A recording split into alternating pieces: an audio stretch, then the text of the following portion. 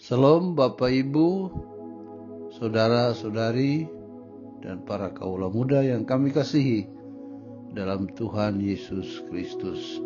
Pagi ini saya bersama dengan anak saya, Baptiste Noel, mengajak kita mengikuti renungan harian yang dikeluarkan oleh Sinode Gereja Kristen Oikumene di Indonesia dengan berpedoman pada pola pembacaan 4M.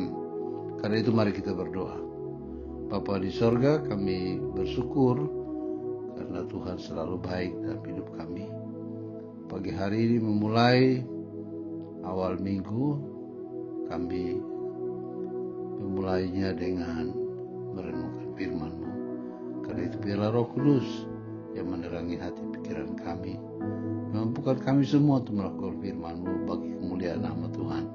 Dalam nama Tuhan Yesus Kristus, firman yang hidup. Amin. Saudara-saudari, pembacaan firman Tuhan pada pagi hari ini yaitu tanggal 24 April 2023 terambil dari kitab suci Perjanjian Baru, yaitu dari Injil menurut Lukas pasal 24 ayat 13 sampai 14 dengan tema putus asa dan pulang kampung. Karena itu anak saya Noel akan membacakan firman Tuhan. Mari kita baca firman Tuhan dari Lukas 24 ayat 13 sampai 14. Pada hari itu juga, 2 orang dari murid-murid Yesus pergi ke sebuah kampung bernama Emmaus, yang terletak kira-kira 7 mil jauhnya dari Yerusalem. Dan mereka bercakap-cakap tentang segala sesuatu yang telah terjadi. Demikianlah firman Tuhan. Setelah membaca firman Tuhan, ada beberapa pertanyaan yang akan ditanyakan. Pertanyaan pertama, di manakah letak kampung Emmaus?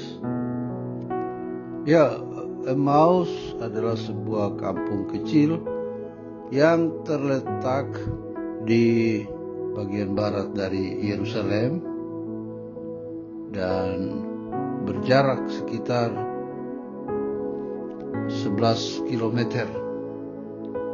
Emmaus ini menghasilkan 2 orang pengikut Kristus yang kita baca, yaitu salah satunya bernama Kleopas. Mereka ini adalah orang-orang yang termasuk dalam kelompok 70 murid atau yang kita sebut sebagai lingkar kedua. Karena lingkar pertama itu adalah 12 murid Tuhan Yesus yang dekat dengan Tuhan Yesus, pergi kemana saja bersama Tuhan Yesus. Namun ada 70 murid yang pernah dia utus, dan mereka adalah lingkar kedua. Tetapi juga ada lingkar ketiga, yaitu 350 orang murid yang disebutkan Rasul Paulus bahwa Tuhan Yesus juga menampakkan diri kepada mereka. Oleh karena itu, 2 orang dari Emmaus ini kemungkinan berasal dari lingkar kedua atau lingkar ketiga. Dan Emmaus ini adalah sebuah kampung yang letaknya di bawah bukit atau di bawah kota Sion atau Yerusalem. Jadi berarti jalannya itu harus menurun dari Yerusalem ke arah Emmaus. Dan tentunya pada saat itu jalannya tidak seperti sekarang, jalannya masih berbatu-batu, dan mereka berjalan di waktu senja, sehingga mereka kemudian menuju ke kampung halamannya, yaitu kampung Emmaus. Selanjutnya pertanyaan kedua, mengapa mereka pulang ke kampung Emmaus?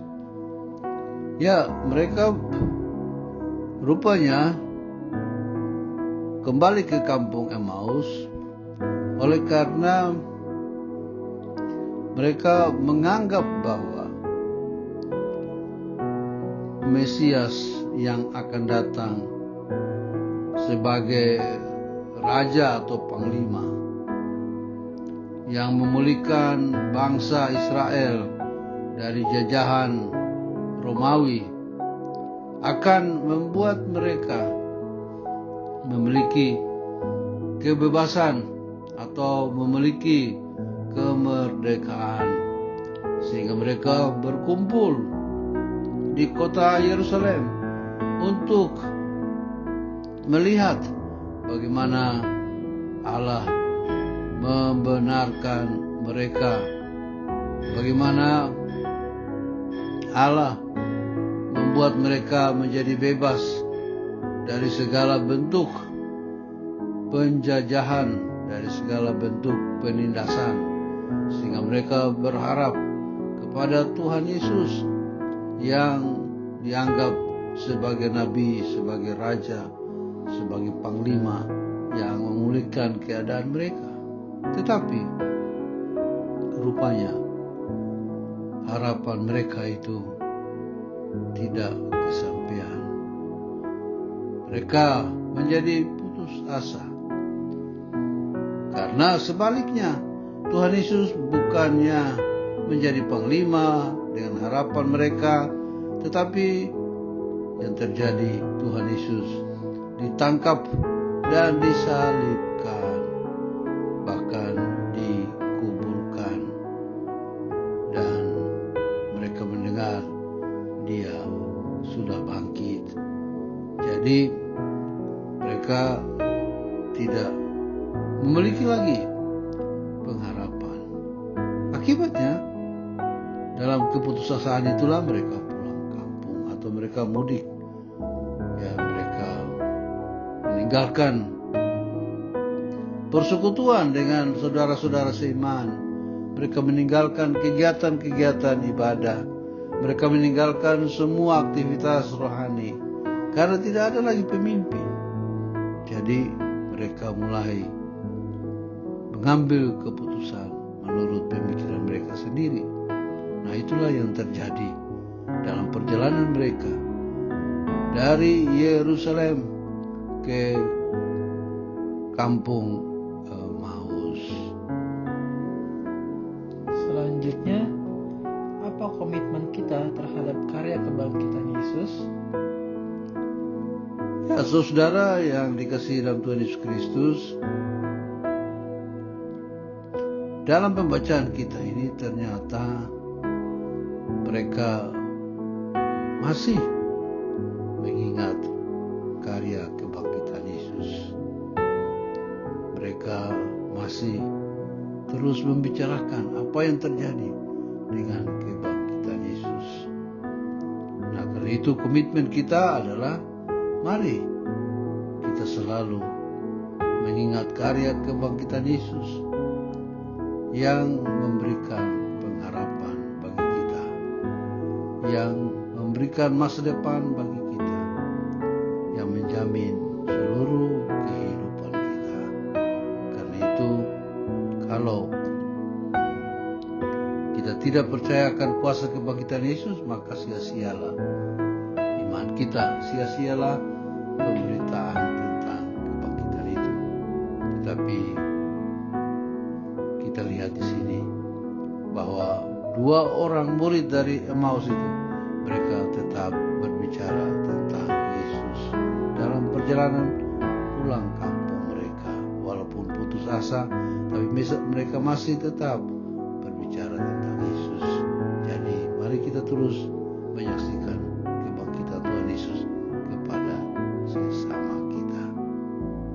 Amin. Mari kita bagikan firman Tuhan ini kepada saudara-saudara kita, agar mereka mungkin sekali waktu putus asa, tapi mereka tidak tergeletak, mereka tidak terhempaskan.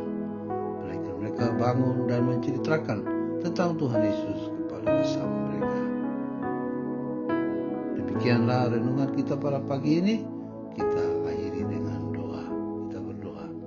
Bapa di sorga, terima kasih untuk firman-Mu, untuk pengajaran bagi kami. Kami belajar dari dua orang murid yang berjalan ke Emmaus. Emmaus, dan kami percaya bahwa apa yang Tuhan ajarkan kepada kami akan terus berkomitmen untuk melaksanakannya dalam hidup kami. Berkati semua jemaat Tuhan yang ada di Purbatua, Sumatera Utara, di Rio sampai ke Papua Barat, wilayah Oksibir, wilayah Asiki, dan Pia Satu, bahkan ke Kupang dan seluruh Pulau Jawa,